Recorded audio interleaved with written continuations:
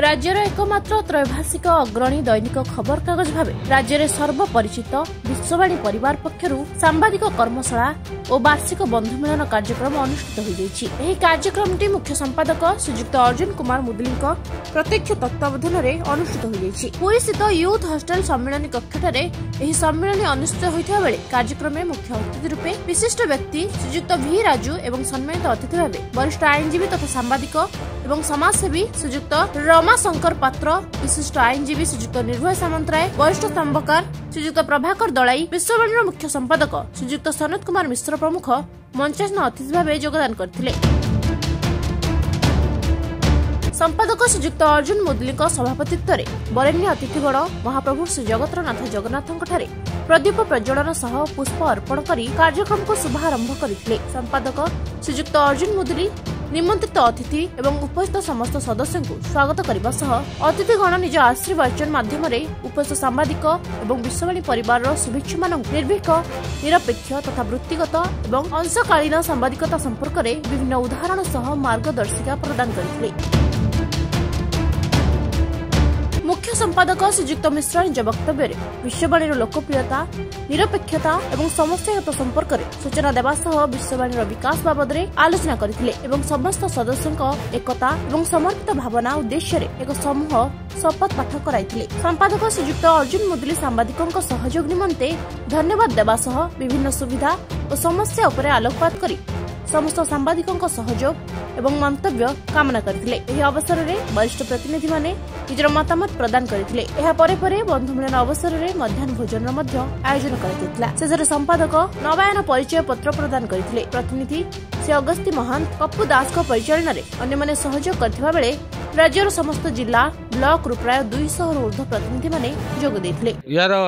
एक आभिमुख्य रही आमर सांबादिक मानकर एक कर्मशाला थिला कर्मशाला माने जब से गोटे ट्रेनिंग देवार थिला किभली भाव में खबर संग्रह करिवो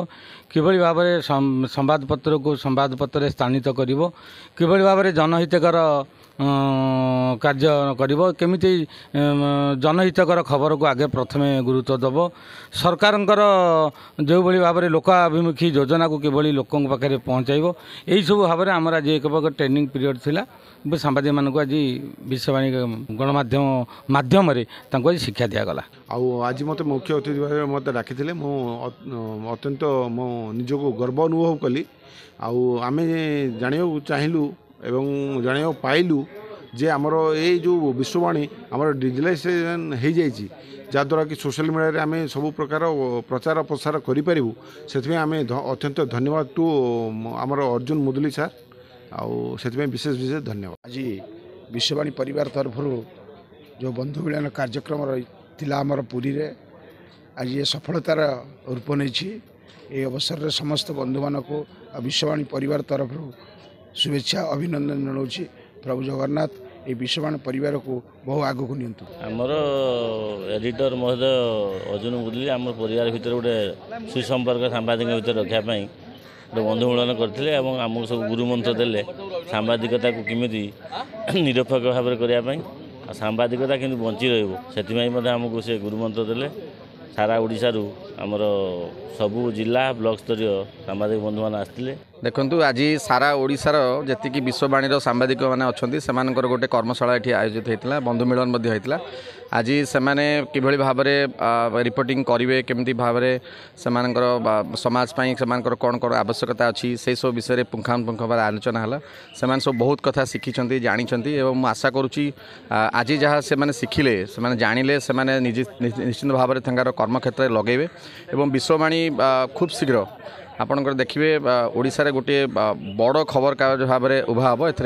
द्विमत ना। Bureau report Vishwavani live.